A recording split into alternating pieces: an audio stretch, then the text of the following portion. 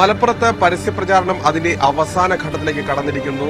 വിവിധ വിഷയങ്ങളാണ് ഇവിടെ ചർച്ചയായിക്കൊണ്ടിരിക്കുന്നത്. പാണക്കാട് നിന്നും നമ്മൾ നോക്കുകയാണ്. എന്തൊക്കെയാണ് പാണക്കാടുള്ളവർക്ക് പറയാനുള്ളതെന്ന്.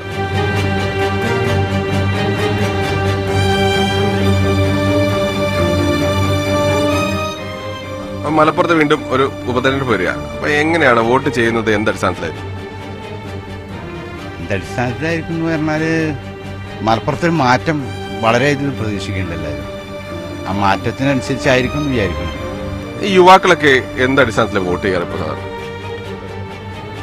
യുവാക്കള് ഇപ്പൊ പൊതുവെ എനിക്ക് തോന്നുന്നു യുവാക്കള് പ്രത്യേകിച്ച് അങ്ങനെ രാഷ്ട്രീയപരമായിട്ടുള്ള പ്രത്യേകിച്ച് അഭിപ്രായങ്ങളൊന്നുമില്ല. ജസ്റ്റ് ഫേസ്ബുക്കും വാട്സാപ്പിലും വരുന്ന ഫോർവേഡ് മെസ്സേജ് മാത്രം നോക്കിയിട്ടാണ് ഓരോരുത്തർ രാഷ്ട്രീയ പാർട്ടീനെ വിലയിരുത്തുന്നത്. സ്വന്തമായിട്ടൊരു അഭിപ്രായം പ്രത്യേകിച്ച് കുറച്ച് കുറവാണെന്ന് എനിക്ക് തോന്നുന്നു. ഇപ്പോൾ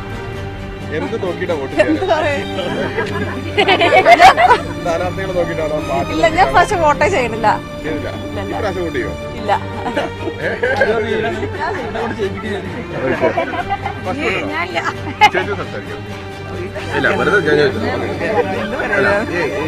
വോട്ട് സാധാരണ കഴിഞ്ഞ വർഷം വോട്ട് ചെയ്തിരുന്നോ? ഇല്ലേ? ഇത് വോട്ടിട്ടില്ല.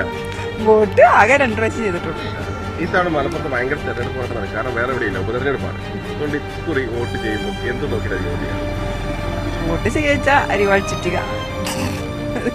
കാരണം അതാണ് ആദ്യം ചെയ്യല്. പാർട്ടി CPM തന്നെ.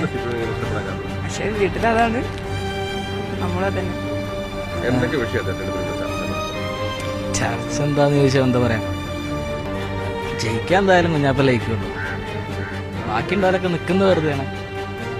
കാരണം എന്താന്ന് ചോദിച്ചാൽ സ്വന്തം നാട്ടുകാരൻ, പിന്നെ അല്ലറ ചില്ലറ കാര്യങ്ങളൊക്കെ നമുക്ക് വേണ്ടി ചെയ്തു തന്നിട്ടുണ്ട്. അതൊക്കെ തന്നെ. തെരഞ്ഞെടുപ്പിന്റെ ചൂടൊക്കെ ഇങ്ങനെ വളരെ പ്രചാരണത്തിന്റെ ചൂടൊക്കെ ഇങ്ങനെ നടന്നുകൊണ്ടിരിക്കുക.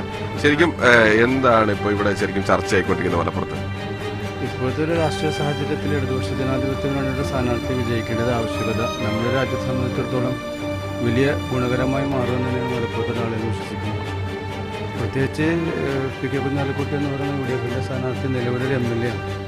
MLA സ്ഥാനമുള്ള ഒരു വ്യക്തി ആ സ്ഥാനത്ത് നിന്നുകൊണ്ട് തന്നെ വീണ്ടും ഒരു MP സ്ഥാനത്തേക്ക് മത്സരിക്കുക എന്നത് ഇവിടുത്തെ മലപ്പുറത്തുകാരെ സംബന്ധിച്ചിടത്തോളം അത് വലിയൊരു വിഷയമായി തന്നെ അവരുടെ അല്ലെങ്കിൽ മാറിയിരിക്കുകയാണ്. കാരണം അധികാരമോഹം തലക്ക് മത്തുപിടിച്ച ആളുകളാണ് ഇത്തരത്തിലുള്ള പ്രവർത്തനങ്ങൾ ചെയ്യുന്നത്. അപ്പോൾ തീർച്ചയായിട്ടും ഫൈസൽ ഒരു യുവജനതയുടെ പ്രതിനിധിയാണ്. യുവാക്കളുടെ ഇടയിൽ വളരെ സ്വീകാര്യതയുള്ള വ്യക്തിയാണ്. നമ്മുടെ ഇന്ത്യ രാജ്യത്തെ ഇപ്പോഴത്തെ രാഷ്ട്രീയ സാഹചര്യത്തിൽ ഇടതുപക്ഷ പ്രസ്ഥാനത്തിന് കരുത്തു പകരാൻ മലപ്പുറത്തെ ജനങ്ങൾ LDF സ്ഥാനാർത്ഥി വിജയിച്ചതെന്ന് തന്നെയാണ് ഞാൻ വിശ്വസിക്കുന്നത്. മലപ്പുറത്തെ തെരഞ്ഞെടുപ്പ് വരികയാണ്. ഇപ്പൊ 2 ദിവസമേ ഉള്ളൂ. അപ്പൊ എന്താണ് മലപ്പുറത്തിന്റെ ഒരു തെരഞ്ഞെടുപ്പ് രീതി, അല്ലെങ്കിൽ എന്തൊക്കെ പ്രചാരണം മലപ്പുറത്ത് നടക്കുന്നുണ്ട്? അല്ല, ഇപ്പൊ ആര് ജയിച്ചാലാണ് നമുക്കൊരു മെച്ചമുള്ളത്? അപ്പൊ എന്താണ് മലപ്പുറത്ത് തെരഞ്ഞെടുപ്പിൽ എന്തൊക്കെ പ്രചാരണ വിഷയങ്ങളുള്ളത്? ഇപ്പൊ മലപ്പുറത്ത് മൊത്തത്തില് നമ്മളെ കുഞ്ഞാപ്പ ജയിക്കുന്നതാണ് പാണക്കാട്ട് തരംഗം.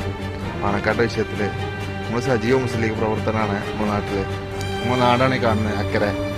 പിന്നെ മൊത്തത്തിൽ 2 ലക്ഷത്തിന്റെ ഭൂരിപക്ഷമാണ് ഇപ്പൊ എല്ലാവരും പ്രതീക്ഷിക്കേണ്ട രാഷ്ട്രീയത്തിൽ. ഇവിടെ പാണക്കാട് മൊത്തത്തിൽ എല്ലാവരും പിള്ളേരൊക്കെ ചർച്ച ചെയ്യുന്നത് രാഷ്ട്രീയ ഒരു തരംഗമായിട്ട് ഇവിടെ നല്ല ഉഷാറായിട്ട് പരിപാടികൾ നടന്നുകൊണ്ടിരിക്കുന്നുണ്ട്. രാഷ്ട്രീയ പ്രവർത്തനങ്ങളൊക്കെ. പിന്നെ ഇപ്പൊ എന്താ പറയാ, ഈ കുഞ്ഞാലിക്കുട്ടിക്ക് അനുകൂലമായിട്ട് എന്തൊക്കെ ഘടകം ഇപ്പോൾ ഉള്ളത്? അനുകൂലമായിട്ട് നമ്മളെ വേങ്ങര മണ്ഡലത്തില് അത്രത്തോളം വികസന പ്രവർത്തനങ്ങൾ നടത്തിക്കൊണ്ടിരിക്കേണ്ട കുഞ്ഞാപ്പ മെയിനായിട്ട്. കുഞ്ഞാപ്പ നാട്ടിൽ തന്നെ നമ്മളൊരു താരാണ്. അതാണ് മെയിൻ. കുഞ്ഞാപ്പ എന്ന് പറഞ്ഞാൽ ചെറിയ കൊച്ചു കുട്ടികൾക്ക് വരെ കുഞ്ഞാപ്പനെ കുറിച്ച് അറിയാത്തവരുണ്ടാവില്ല.